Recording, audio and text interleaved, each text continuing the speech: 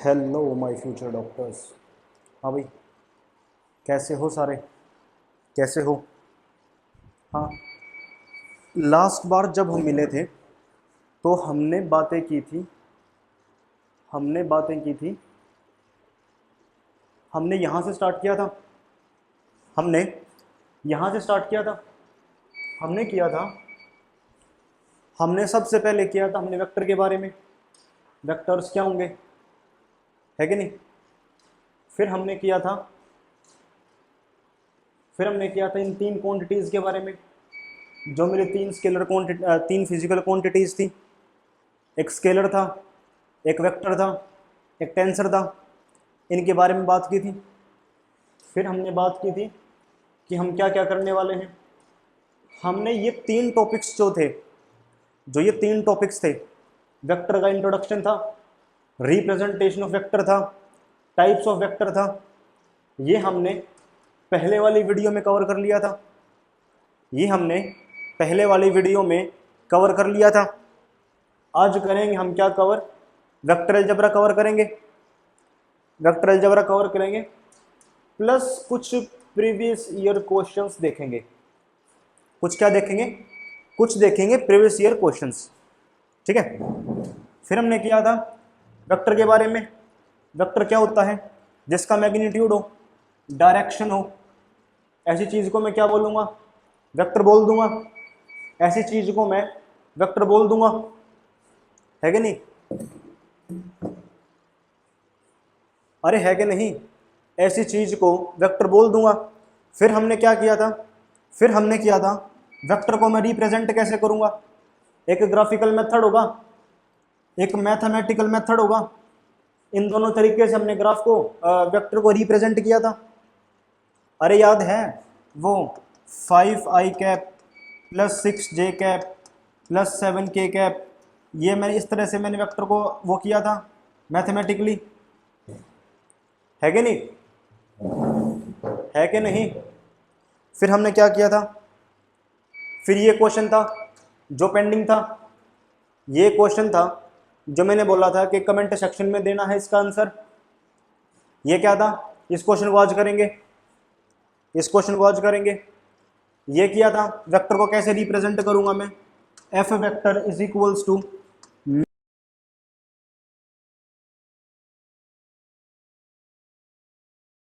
Cap ने direction को represent किया था, है कि नहीं?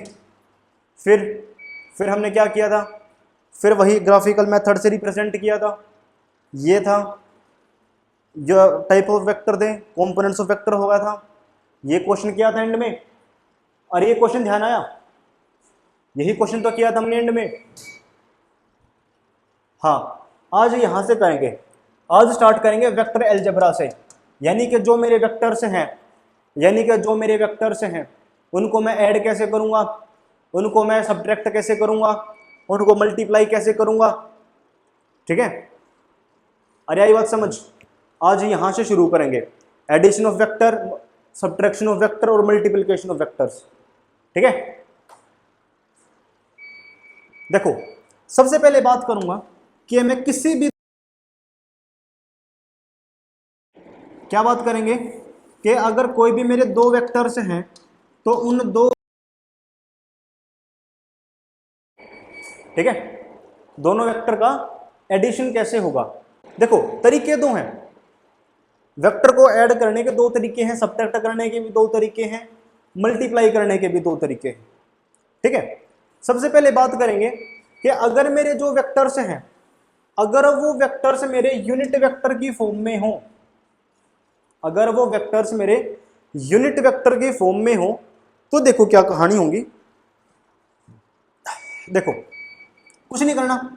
अच्छा, उससे पहले एक चीज, वेक्टर का मैग्नीट्यूड कैसे निकालने, देखो, अगर मान लो मेरे पास कोई ये एक ए वेक्टर है, let's say 5i cap plus 6j cap plus 7k cap. ठीक है?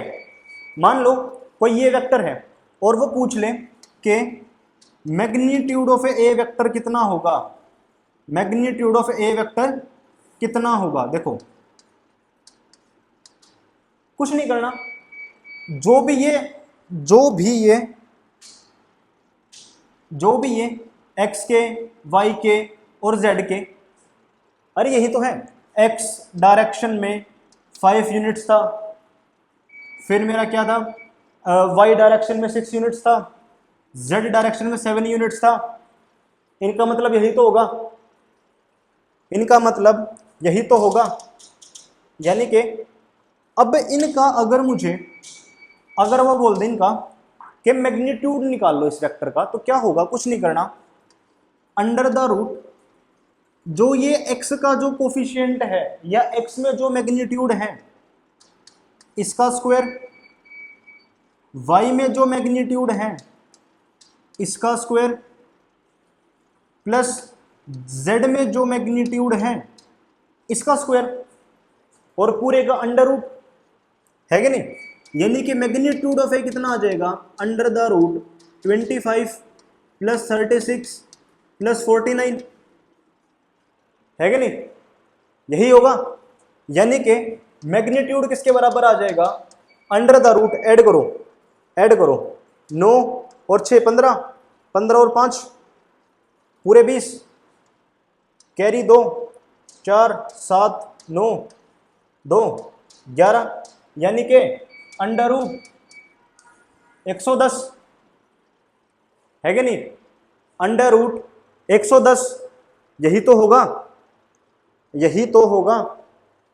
यानी कि इस वेक्टर का जो मैग्नीट्यूड है, इस वेक्टर का मैग्नीट्यूड आ गया 110 यूनिट्स, है कि नहीं, इस वेक्टर का मैग्नीट्यूड कितना आ गया, 110 यूनिट। चलो एक काम करो, एक वेक्टर अब खुद करके देखो। मान लो मेरे पास कोई बी वेक्टर है, ये है लेट से 5i cap plus 6j cap plus, ये तो पिछले क्वेश्चन था, ये होगा लेट से 2i cap plus 3j cap plus 2k cap. मुझे इस वेक्टर का मैग्नीट्यूड बताओ, बहुत जल्दी इस वेक्टर का मैग्नीट्यूड बताओ, विद इन 5 सेकेंड्स।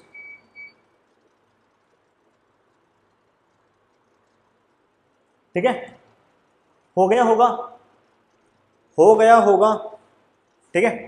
देखो क्या होगा, अंडर रूट 2 का स्क्वायर 4, 3 का 9, फिर 2 का 4, यानी कि magnitude will be is equals to, ये 4 और 4 8, 8 और 9 17, यानी कि अंडर रूट 17, अंडर रूट 17, ठीक है, अंडर रूट 17 हो जाएगा। यानी कि सर मैग्नीट्यूड तो निकालना आ गया, मैग्नीट्यूड तो निकालना आ गया। अब देखो, अगर वो पूछ ले, अगर वो कह दे कि ये यूनिट वेक्टर्स हैं या ये यूनिट वेक्टर की फॉर्म में है, और अब इनका एडिशन पूछ ले, अब इनका एडिशन पूछ ले, तो सिंपल क्या करना, लेट से ए वेक्टर है मेरे पास i plus 4j, B vector है मेरे पास i प्लस 2j। यानी कि इस कंडीशन में क्या करना, अगर वो पूछ ले A vector plus B vector, simple i के पास, i का जो वो है, i का जो कांस्टेंट टर्म है, i के साथ जो कांस्टेंट टर्म है उनको ऐड करके लिख लो, या i के पास या x में जो मैग्नीट्यूड है उन दोनों को ऐड कर लो, कितना हो जाएगा, इनके पास कुछ नहीं है, मैं 1 लिख लूं, i के पास कुछ नहीं है 1 लिख लूं, यानी कि क्या हो जाएगा 1 plus 1 i cap, 1 plus 1 i cap, plus y में क्या होगा, जो y के पास दो कांस्टेंट टर्म्स हैं उनको जोड़ लूं, प्लस j कैप, है कि नहीं। यानी कि a vector plus b vector क्या आ जाएगा मेरे पास, 2i cap plus 6j cap, 2i cap plus 6j cap, अरे यही आएगा, है कि नहीं, यही तो आएगा। अगर वो पूछ लेता क्या कि अब मैग्नीट्यूड भी बताओ, मैग्नीट्यूड भी बताओ, तो कैसे कर देते, सिंपल, एक्स वाले कंपोनेंट का स्क्वायर, एक्स वाले कंपोनेंट का स्क्वायर, यानी कि 2 का स्क्वायर प्लस 6 का स्क्वायर, 2 का स्क्वायर प्लस 6 का स्क्वायर, यानी कि अंडर रूट 4 प्लस 36, यानी कि अंडर रूट 40, है कि नहीं, अरे है कि नहीं, अंडर रूट 40 आ जाएगा, सिंपल है। यानी कि अगर मैं कहूं ए वेक्टर है मेरे पास, लेट से 6i cap plus 7j cap plus 9k cap, और मेरे पास बी वेक्टर है लेट से 3i cap plus 5j cap plus 0k cap, है कि नहीं, और मुझे निकालना हो ए वेक्टर प्लस बी वेक्टर, ए वेक्टर प्लस बी वेक्टर, तो उस केस में क्या करूंगा, सिंपल एक्स वाली टर्म्स को आपस में प्लस कर लो, है कि नहीं, वाई वाली टर्म्स को आपस में प्लस कर लो, और z वाली टर्म्स को आपस में प्लस कर लो, है कि नहीं, यानी कि ए वेक्टर प्लस बी वेक्टर क्या हो जाएगा, 9i cap plus 7 × 2 12j cap plus 9k cap, है कि नहीं, अरे है कि नहीं, है कि नहीं, समझे। अगर वो कह दे, अगर अब वो कह दे इस चीज का मैग्नीट्यूड भी निकाल लो, तो मैग्नीट्यूड कैसे आ जाएगा, under root 9 square plus 12 square plus 9 square, यानी कि अंडर रूट 81 प्लस 144 प्लस 81, है कि नहीं, कितना हो जाएगा, अंडर रूट 1 5 6 8 12 या 8 और 16 और 4 20 2 3, यानी कि कितना आ गया, अंडर रूट 306, कितना आ गया, अंडर रूट 306, आया समझ, अरे आया समझ, इतने में किसी को डाउट, इतने में किसी को डाउट, चलो फिर आगे करते हैं, आगे करते हैं, अगर इतने में डाउट नहीं है तो, यानी कि यूनिट वेक्टर वाला तो आ गया समझ, यानी कि जो मेरा यूनिट वेक्टर वाला था वो तो आ गया समझ। चलो अब देखो, अब वो क्या करे, वो बोले ये दो हैं वेक्टर्स को ऐड करने के तरीके। देखो पिछले वाले केस में क्या हो रहा था, पिछले वाले केस में ये मेरा ए वेक्टर था, ये मेरा कोई बी वेक्टर था, दोनों वेक्टर मेरे कैसे वेक्टर्स थे, मेरे पैरेलल वेक्टर्स थे, इसलिए मैंने उनको सिंपल क्या किया, मैंने उनको सिंपल ऐसे ऐड कर दिया। अब मान लो क्या हो, एक वेक्टर मान लो इस डायरेक्शन में, एक वेक्टर मान लो इस डायरेक्शन में, है कि नहीं, और वो किसी एंगल पे हो, वो किसी एंगल पे हो, इस केस में मैं सिंपल ये वाली चीज तो लगा नहीं सकता, है कि नहीं, इस वाले केस में मैं सिंपल ये वाली चीज तो लगा नहीं सकता, यानी कि ये चीज ना, देखो ये चीज जो होगी ये तभी लगेगी जब वेक्टर्स के बीच में जो एंगल है वो 0 डिग्री का हो। जब दोनों वेक्टर्स के बीच में मेरा एंगल कितना हो, दोनों वेक्टर्स के बीच में मेरा एंगल 0 डिग्री का हो।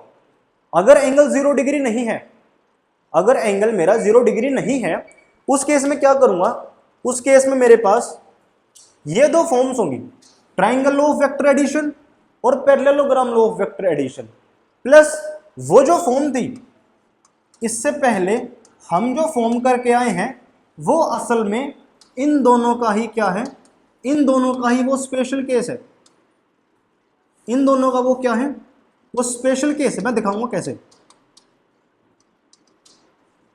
इन दोनों का ही स्पेशल केस होगा। देखो कैसे, पहले बात करेंगे ट्राइंगल्स, पहले बात करेंगे ट्राइंगल्स लॉ ऑफ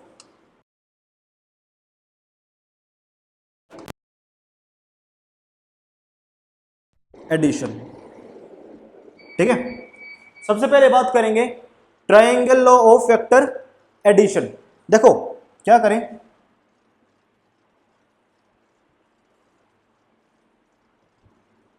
ठीक है, देखो कैसे करना है। मान लो ये मेरा कोई एक ए वेक्टर है, ये मत मानो इसको, इसको मान लो ओ, इसको मान लो पी। ठीक है, ये मान लो कोई मेरा एक ओ पी, ये कोई मेरा ए वेक्टर है, ये कोई मेरा ए वेक्टर है। अब मान लो क्या, ये है मान लो मेरा, या इसका से मत मान लो, ये तो मेरा कोई एक ए वेक्टर है। ठीक है, ये तो मेरा कोई ए वेक्टर है। अब मान लो कुछ भी यहां पे मैंने मान लिया ये मेरा कोई है, ये मेरा कोई एक वेक्टर है बी, ये मेरा कोई एक वेक्टर है बी। ठीक है, ये मेरा कोई एक बी वेक्टर है।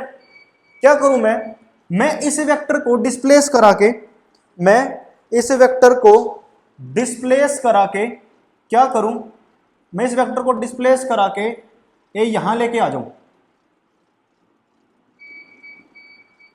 मैं इसी वेक्टर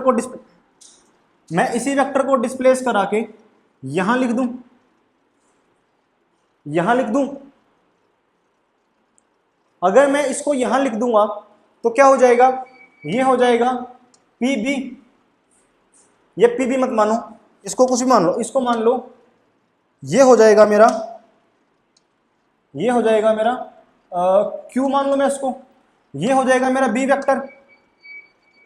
ये वेक्टर क्या हो गया मेरा, बी वेक्टर हो गया। ठीक है, अब देखो रिजल्टेंट वेक्टर क्या होगा, रिजल्टेंट वेक्टर एक ऐसा वेक्टर होगा, रिजल्टेंट वेक्टर एक ऐसा वेक्टर होगा जो सेम इफेक्ट प्रोड्यूस करे, जो ये दोनों जो प्रोड्यूस करते, यानी कि जो मेरा ए वेक्टर और बी वेक्टर मिलके जो कोई वर्क प्रोड्यूस करते या कोई इफेक्ट प्रोड्यूस करते, वो ये वाला वेक्टर अकेला प्रोड्यूस करा ले, वो काम या वो चीज, वो इफेक्ट ये अकेला ये कोई वेक्टर रिप्रेजेंट कर ले, या इतना वो वेक्टर खुद काम कर ले।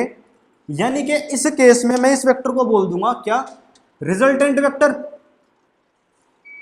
अरे आया समझ, एक ए वेक्टर है, एक बी वेक्टर है, एक रिजल्टेंट वेक्टर है। ठीक है, इतनी बात आई समझ। अब देखो क्या करना, एक कंस्ट्रक्शन है, बस इस कंस्ट्रक्शन को थोड़ी सी ध्यान रखना। मैं इस लाइन को आगे एक्सटेंड कर दूं, मैं इस लाइन को नीचे एक्सटेंड कर दूं और यहां पे 90 डिग्री हो गया। ठीक है, मैंने इस पॉइंट को लेट से एस मान लिया, मैंने इस पॉइंट को क्या मान लिया, मैंने इस पॉइंट को एस मान लिया। यानी कि देखो जो मेरा है, जो मेरा ओपी वेक्टर है, ये मेरा ए वेक्टर है, जो मेरा ओपी वेक्टर है ये मेरा ए वेक्टर है, जो मेरा पी क्यू वेक्टर जो है ये मेरा बी वेक्टर है कि नहीं, पी क्यू मेरा बी वेक्टर है, ओ क्यू मेरा आर वेक्टर है, ओ क्यू मेरा आर वेक्टर है। ठीक है, मैंने क्या किया, मैंने एक कंस्ट्रक्शन और की थी क्या, कि Q S perpendicular to P S, एक ये कंस्ट्रक्शन दी, एक ये कंस्ट्रक्शन दी, ठीक है। अब देखो क्या करना, अब यहां से काम स्टार्ट होगा। मैंने कंसीडर किया ट्रायंगल क्यू पी एस, मैंने इस ट्रायंगल को कंसीडर किया, ठीक है। यहां से मैं किस चीज की वैल्यू निकालूं, देखो यहां से, अच्छा दूसरी बात, मेरा उन दोनों वेक्टर्स के बीच में, मेरा दोनों वेक्टर्स के बीच में ये एंगल थीटा हो जाएगा, ये एंगल थीटा हो जाएगा, है कि नहीं। यानी कि अगर मैं यहां से वैल्यू निकालना चाहूं किसकी, साइन थीटा की, ट्रायंगल क्यू पी एस से अगर मैं वैल्यू निकालना चाहूं साइन थीटा के, तो साइन थीटा क्या होगा, परपेंडिकुलर ओवर हाइपोटेनियस, है कि नहीं। परपेंडिकुलर कितना, देखो एंगल के सामने वाली साइड परपेंडिकुलर, यानी कि इस केस में परपेंडिकुलर क्या हो जाएगा, क्यू एस, और हाइपोटेनियस क्या हो गई मेरी, क्यू पी। अरे ये तो मेरा क्या, परपेंडिकुलर, ये मेरी हाइपोटेनियस, यानी कि Q S by Q P मेरा बी वेक्टर है, is equals to cos theta, यानी कि Q S will be is equals to B vector cos theta, एक चीज कोस थीटा नहीं साइन थीटा,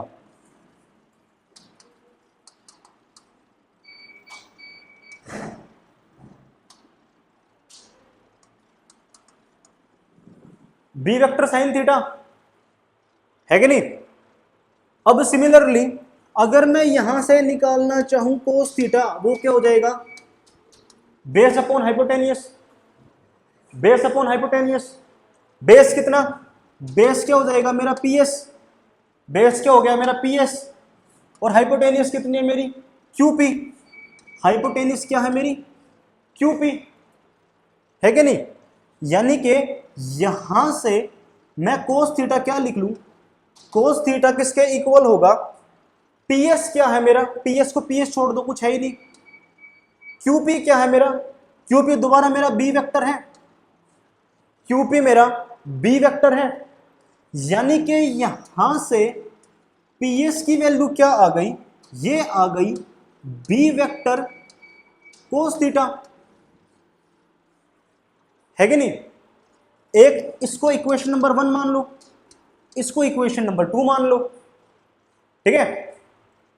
अरे इतनी बात आई समझ, कोस थीटा और साइन थीटा की वैल्यू से मेरे पास पीएस और क्यूएस की वैल्यू आ गई, पीएस और क्यूएस की वैल्यू आ गई।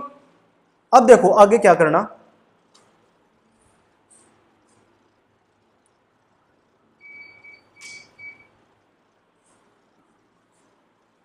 क्या ये फिगर कट कॉपी पेस्ट हो सकती है,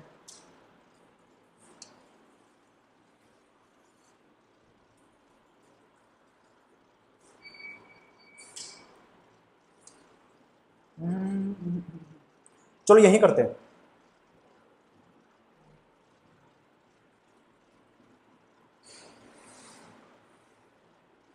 ठीक है। अब देखो ये दो वैल्यूज आ गई, अब कंसीडर करो बड़े वाला ट्रायंगल, यानी कि ट्रायंगल कौन सा, triangle, triangle, triangle O Q S, मैंने कंसीडर किया ट्रायंगल ओ क्यू एस, और ट्रायंगल ओ क्यू एस में मैंने जब पाइथागोरस थ्योरम लगाई, इस वाले में जब मैंने पाइथागोरस थ्योरम लगाई, पाइथागोरस थ्योरम क्या, पाइथागोरस थ्योरम क्या, H square is equals to P square plus B square, यही तो क्या होगी पाइथागोरस थ्योरम। उस वाले ट्रायंगल के लिए हाइपोटेनियस क्या होगा मेरा, वो होगा क्यू, ट्रायंगल को यहां दोबारा बनाऊं, ये है ओ क्यू एस, यही तो है ओ क्यू एस। इस पे अगर मैं पाइथागोरस लगाऊंगा, इस पे अगर मैं पाइथागोरस लगाऊंगा तो क्या होगा, ये हो जाएगा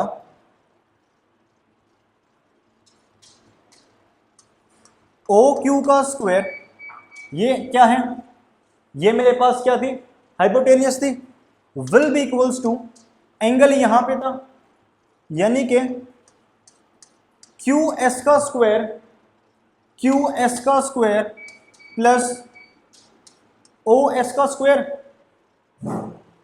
है कि नहीं, यही तो होगा।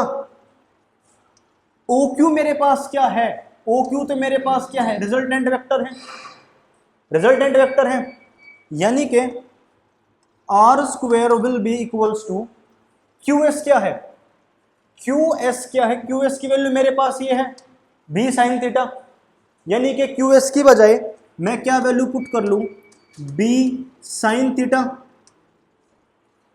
और जो मेरा देखो ये मेरा ओ एस है, ओ एस मेरा कैसा है, ये ओ है, ये एस है, बीच में पी है, ये क्या है, ओपी तो मेरे पास ए वेक्टर है, ओपी तो मेरे पास ए वेक्टर है कि नहीं, यानी कि मैं इस ओ एस को O P plus P S लिख लूं, कोई दिक्कत,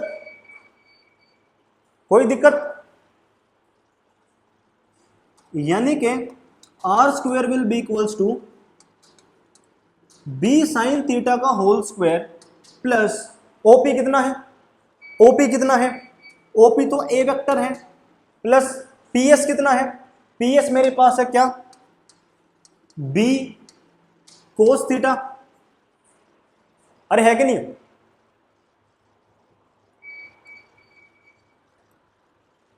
है कि नहीं, समझे, यानी कि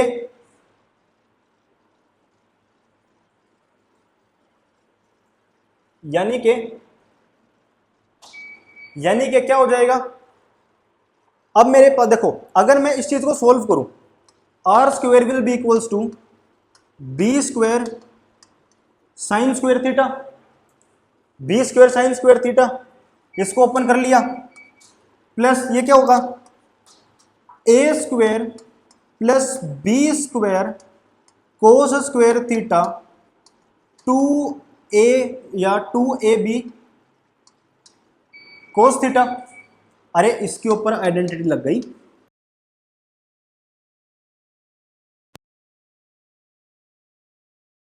स्क्वायर प्लस ए तो मेरे पास ए था, बी मेरे पास बी कोस थीटा था, तो A square plus B square plus 2ab, है कि नहीं, यानी कि R square will be equals to B square R square will equals to B square sine square theta plus A square plus B square cos square theta plus 2ab cos theta, ठीक है। अब देखना R square will be equals to A square plus ये देखो B square sine square theta है, B square cos square theta है, मैं अगर दोनों में से बी स्क्वायर को कॉमन ले लूं तो अंदर क्या बच जाएगा, अंदर बचेगा cos square theta plus sine square theta, है कि नहीं, cos square theta plus sine square theta plus 2ab cos theta, अरे है कि नहीं। अब देखो R square equals to A square plus देखो cos square theta plus sine square theta, याद करो 10th क्लास हमने क्या किया था, cos square theta plus sine square theta की वैल्यू 1 होती है, अरे अगर यानी कि मैं कह दूं cos square 45 plus sine square 45 कितना होगा, यानी कि cos square 45 plus sine square 45 1 होगा, cos square 60 plus sine square 61 होगा, cos square 90 plus sine square 91 होगा। अगर एंगल्स सेम है, अगर एंगल्स मेरे सेम है तो उस केस में ये जो चीज है ये 1 हो जाएगी, यानी कि इस चीज को मैं 1 लिख लूं, यानी कि A square plus B square plus 2ab cos theta, यानी कि यहां से रिजल्टेंट वेक्टर कितना आया, under the root A square plus B square plus 2ab cos theta था। और यही मेरा क्या हो जाएगा, यही हो जाएगा मेरा क्या, triangle law of vector addition, है कि नहीं। क्या होगा, सिंपल, ए वेक्टर के मैग्नीट्यूड का स्क्वायर बी वेक्टर के मैग्नीट्यूड का स्क्वायर प्लस 2ab और दोनों के बीच का एंगल, सिंपल, समझे। देखो अगर मैं एक क्वेश्चन लेके इसको सोल्व करूं, अरे कहां गया क्वेश्चन, ये रहा। अगर मान लो मेरे पास क्वेश्चन है कि ए वेक्टर होगा मेरे पास, कुछ भी ले लो, लेट से ए वेक्टर है मेरे पास 2i cap plus 3j cap, और बी वेक्टर है मेरे पास, बी वेक्टर है मेरे पास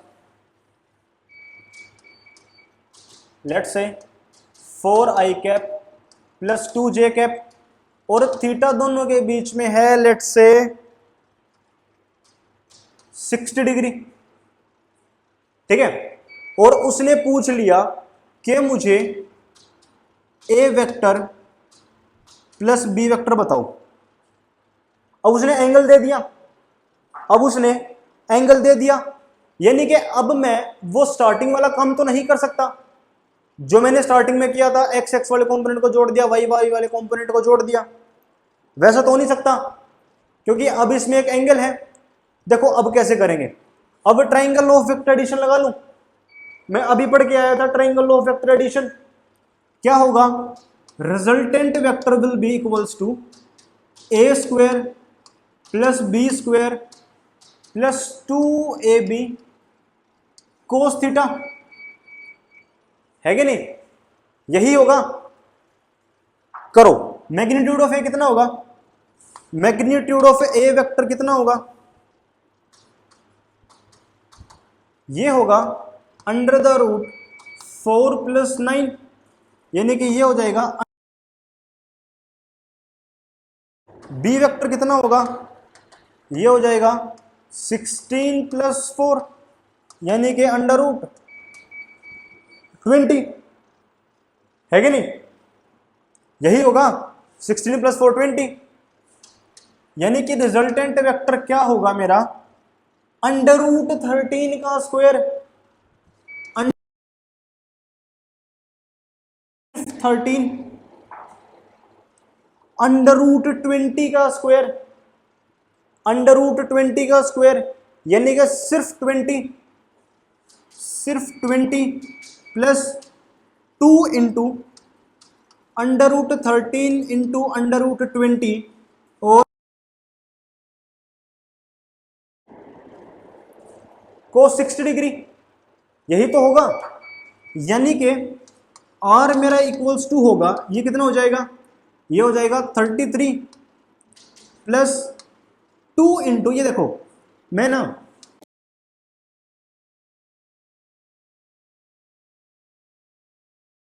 यानी कि ये हो जाएगा 2√5, और यहां पे मैं क्या लिख लूं, 2 इंटू 2√5 इसको इंटू अंडर रूट 13 और कोस 60 मेरा 1/2, इतने में डाउट, अरे आया समझ। यानी कि R will be equals to 33 plus ये हो जाएगा 2 2 जा 4, 2 2 जा 4 और 13 5 जा 65, यानी कि 4√65 इंटू 1/2, 2 2 जा 4, यानी कि मेरा रिजल्टेंट वेक्टर कितना हो जाएगा, अंडर रूट 33 प्लस 2√65, और यही मेरा क्या आ जाएगा, इन दोनों वेक्टर्स की एडिशन। आई बात समझ, अरे आई बात समझ, पक्का, डाउट, ठीक है, आया समझ। ऐसे मैं वेक्टर्स को ऐड कर लूंगा, है कि नहीं? ऐसे में वेक्टर्स को ऐड कर लूंगा। अब क्या हो देखो, अब करेंगे थोड़े से स्पेशल केस। स्पेशल केस किसके करेंगे? ट्रायंगल ऑफ वेक्टर एडिशन के थोड़े से स्पेशल केस देखते हैं कैसा होगा। देखो मेरा जो आर है ये क्या हो जाएगा, अंडर द रूट, जो मेरा आर है ये हो जाएगा अंडर द रूट, अरे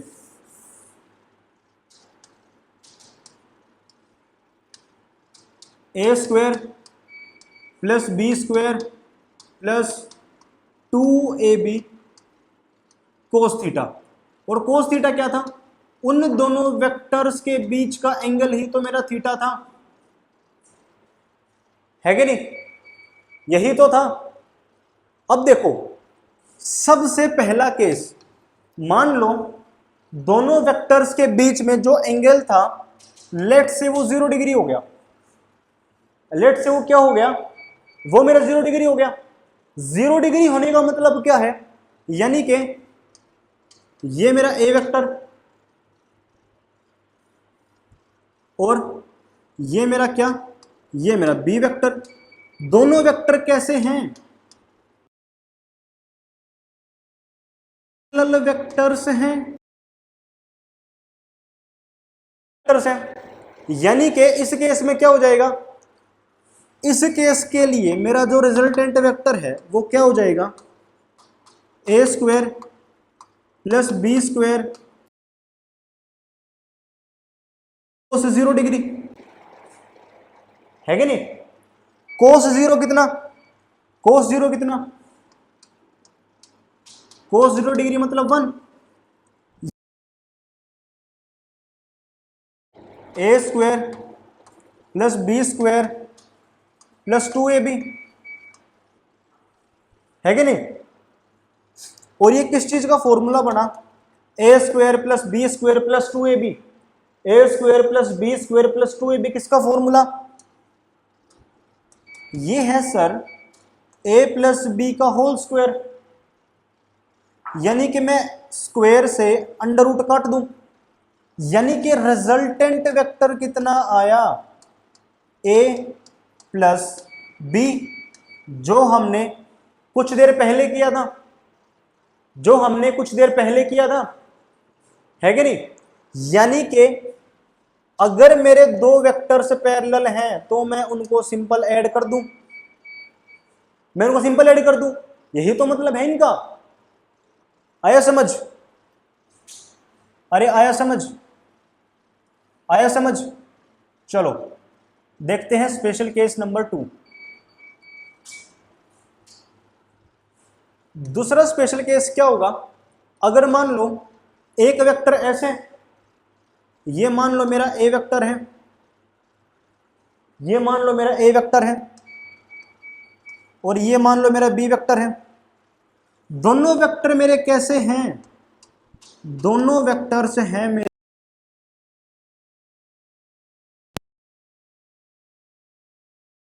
कैसे हैं, दोनों वेक्टर्स हैं मेरे एंटी पैरेलल वेक्टर्स। यानी कि थीटा कितना हो जाएगा, थीटा हो जाएगा 180 डिग्री, है कि नहीं? यानी कि resultant vector will be equals to A square plus B square plus 2ab cos 180 degree, है कि नहीं? और कोस 180 कितना, कोस 180 मेरा -1 होगा, कोस 180 मेरा -1 होगा। यानी कि r will be equals to under the root A square plus B square plus 2ab into -1, है कि नहीं? अरे है कि नहीं?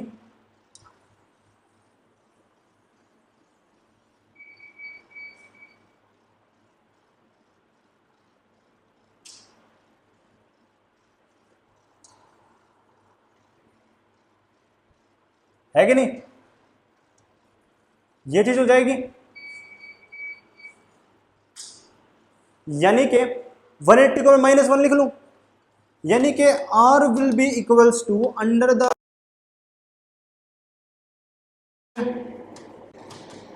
-2ab,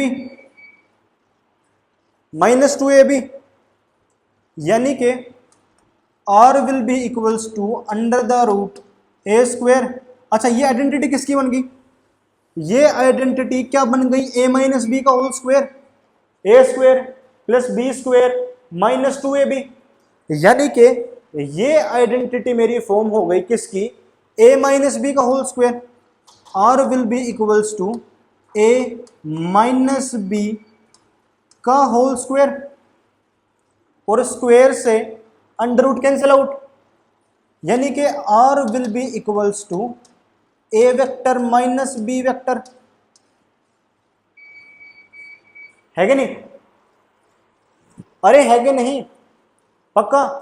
इतने में डाउट? इतने में डाउट? चलो करेंगे इसका तीसरा। तो लेट से मेरा ऐसे है और दूसरा वेक्टर मेरा लेट से ऐसे है, यानी कि दोनों वेक्टर्स के 90 डिग्री, है कि नहीं? 90 डिग्री हो जाए। उस केस में क्या हो जाएगा? उस केस में कोस थीटा तो 90 डिग्री हो जाएगा, यानी कि कोस 0, यानी कि जो मेरा रिजल्टेंट वेक्टर होगा वो क्या हो जाएगा? a square plus B square plus 2ab cos 90 degree, है क्या नहीं? यानी कि r will be equals to a square plus B square और कोस 90 0, यानी कि ये पूरी टर्म 0, यानी कि प्लस 0, यानी कि r will be equals to under the root a square plus B square, यानी कि जब मेरा थीटा 90 डिग्री होगा तो मेरा रिजल्टेंट वेक्टर क्या हो जाएगा? Under the root a square plus B square. आई चीज समझ? अरे आई चीज समझ? पक्का? ये 3 स्पेशल केस है।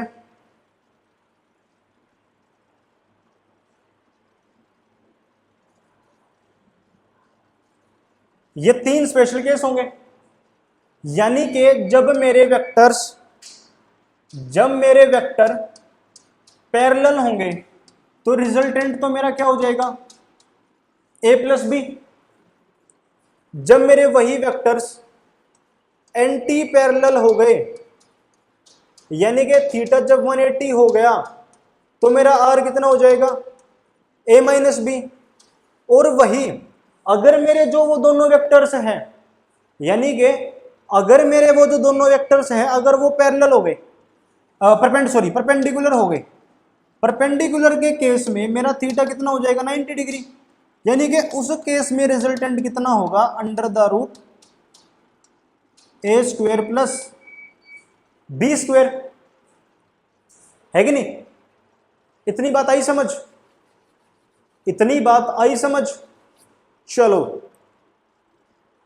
अब एक बात बताओ मुझे, ये दो रिजल्ट्स हैं, ये दो रिजल्ट्स अभी ध्यान रखना, अभी इनके बारे में डिस्कस करेंगे।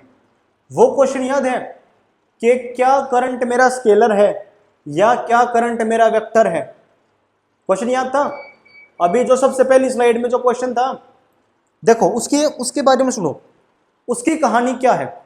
मैंने वेक्टर्स की ना सिर्फ 2 बातें बताई कि जो मेरा वेक्टर है, मेरा वेक्टर अगर उसके पास या मेरा कोई भी ऐसी क्वांटिटी है जिसके पास एक तो मैग्नीट्यूड होना चाहिए, एक तो फर्स्ट कंडीशन क्या है? उसके पास मैग्नीट्यूड होना चाहिए। सेकंड कंडीशन क्या है? उसके पास डायरेक्शन भी होनी चाहिए। मैंने बात की कि सिर्फ अगर ये 2 कंडीशंस हैं तो मेरा जो वेक्टर है या मेरी जो कोई भी क्वांटिटी है उसको मैं वेक्टर बोल दूंगा। यही बात हुई थी, बात तो यही हुई।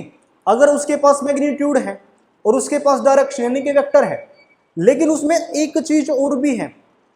उसमें एक चीज क्या है एक उसमें स्टार पॉइंट क्या है, एक उसमें स्टार पॉइंट ये है, अरे एक स्टार पॉइंट उसमें,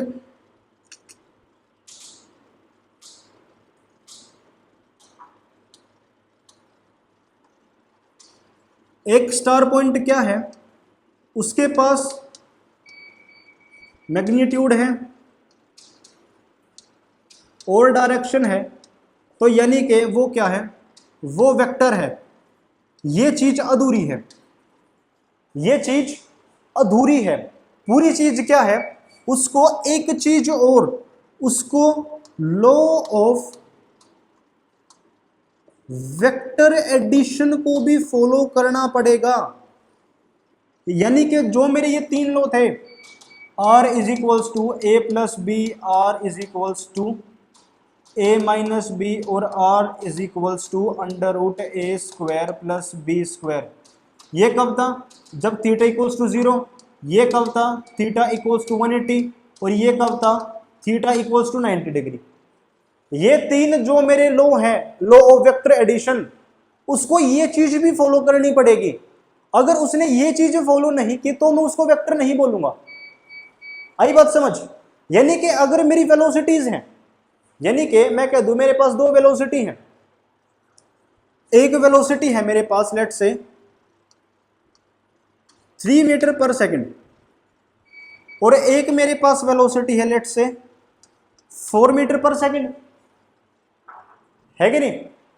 अब एक और क्वेश्चन, एक क्वेश्चन तो करंट का था, एक क्वेश्चन आ गया मेरे पास किसका, मैं पूछता हूं क्या रिलेटिव वेलोसिटी मेरी वेक्टर क्वांटिटी है, क्या रिलेटिव वेलोसिटी मेरे पास वेक्टर क्वांटिटी है।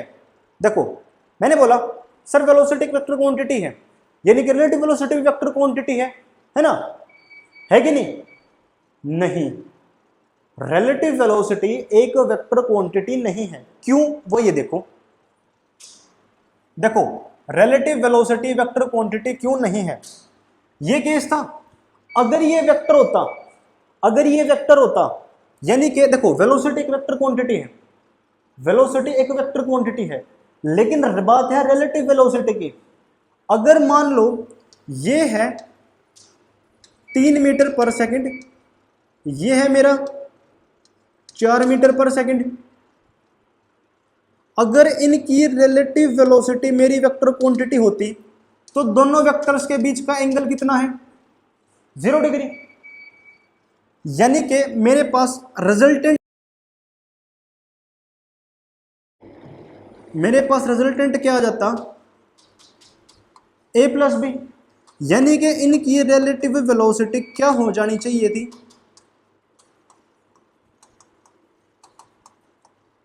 7 मीटर पर सेकंड हो जानी थी, अगर ये वेक्टर क्वांटिटी होती तो। लेकिन हकीकत में क्या होता है, हकीकत में हम पढ़ के आए थे रिलेटिव वेलोसिटी तो इस वाले केस में क्या होती है, 4-3, और ये तो 1 मीटर पर सेकंड होती है, ये तो 1 मीटर पर सेकंड होगी। यानी कि एक बात बताओ, रिलेटिव वेलोसिटी के पास मेरा मैग्नीट्यूड है, मैग्नीट्यूड है, उसके पास एक डायरेक्शन होगी, लेकिन क्या उसने लॉ ऑफ वेक्टर एडिशन को फॉलो किया, क्या उसने लॉ ऑफ वेक्टर एडिशन को फॉलो किया, आंसर क्या है, किया। तो यानी कि मेरी जो वेक्टर, यानी कि जो मेरी रिलेटिव वेलोसिटी है वो एक वेक्टर क्वांटिटी नहीं है। आई बात समझ। यानी कि वेक्टर क्वांटिटी होने के लिए एक तो उसको क्या फॉलो करना पड़ेगा, एक तो उसके पास मैग्नीट्यूड होना चाहिए, एक उसके पास डायरेक्शन होनी चाहिए, और एक उसको लॉ ऑफ वेक्टर एडिशन को भी फॉलो करना पड़ेगा। आई बात समझ, अरे आई बात समझ, पक्का। अब चलते हैं उसी वाले क्वेश्चन पे जो मेरा वो करंट वाला क्वेश्चन था। क्वेश्चन कहां था वो,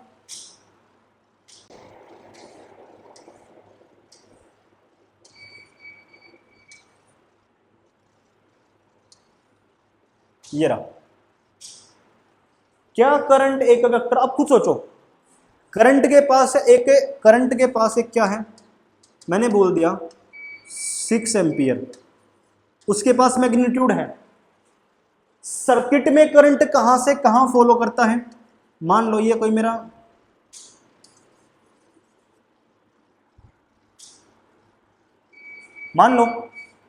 मेरा एक सर्किट है। अगर मैं कोई भी एक ठीक ठाक सा सर्किट बनाऊं जो नॉर्मल होता है, क्या होगा, ये कुछ रेजिस्टेंस होगा, लेट से ये 12 वोल्ट की बैटरी है, और लेट से ये 6 ओम का क्या है, रेजिस्टर है। यानी कि सर्किट में करंट कितना होगा, सर्किट में करंट होगा 2 एम्पियर का। कहां से कहां, positive terminal to negative terminal of the battery. यानी कि करंट के पास मैग्नीट्यूड हो गया, उसके पास डायरेक्शन भी हो गई, पॉजिटिव से नेगेटिव। लेकिन जो करंट है वो उसके पास काम क्या है, देखो, अगर मान लो ये 6 एम्पियर का करंट है और मान लो ये एक 7 एम्पियर का करंट है, अगर वो दोनों इस पॉइंट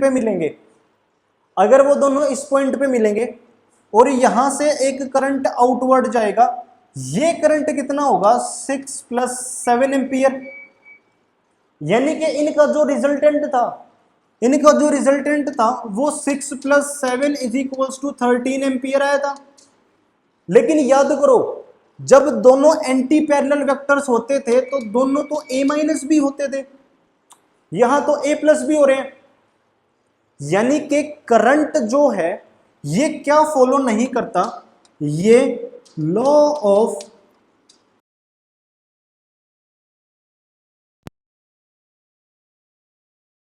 मेरा करंट होगा वो क्या होगा, कोई भी एक वेक्टर क्वांटिटी नहीं होगा।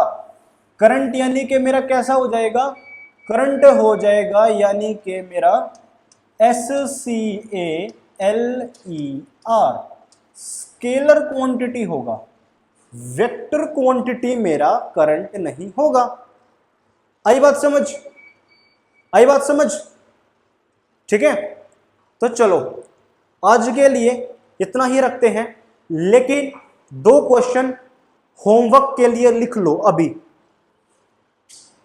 क्या करो, फर्स्ट क्वेश्चन लिख लो, ए वेक्टर है मेरे पास लेट से 7i cap + 2j cap + 0 k cap, B vector है मेरा लेट से 9 k कैप, थीटा है दोनों के बीच में लेट से 60 डिग्री। तो मुझे क्या बताना है, A vector plus B vector. Secondly, A vector है मेरे पास लेट से 9j कैप + 2 k कैप, और मेरे पास बी वेक्टर है लेट से 2i cap + 9j cap + 6 k cap, theta है दोनों के बीच में लेट से 45 डिग्री। ये दोनों क्वेश्चन ट्राई करके देखना, ठीक है, ये दोनों क्वेश्चन ट्राई करके देखना। मिलते हैं नेक्स्ट क्लास में, ठीक है, मिलते हैं कब, नेक्स्ट क्लास में।